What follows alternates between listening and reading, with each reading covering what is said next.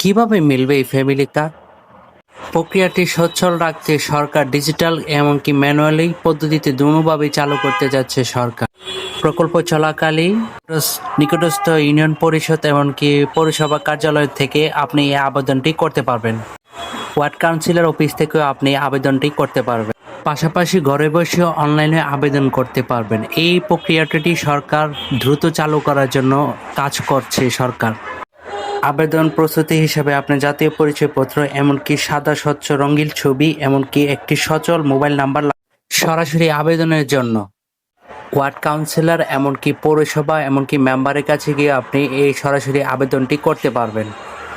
প্রতিটি একটা ডাটাবেস তৈরি করা হবে যাতে একাধিক পরিবারের যাতে সদস্য না হতে পারে ফ্যামিলি কার্ডে, এই জন্য ডাটাবেস একটা তৈরি করা হবে। যাচাই বাছাই করার পরেই ফ্যামিলি কার্ডটা দেওয়া হবে।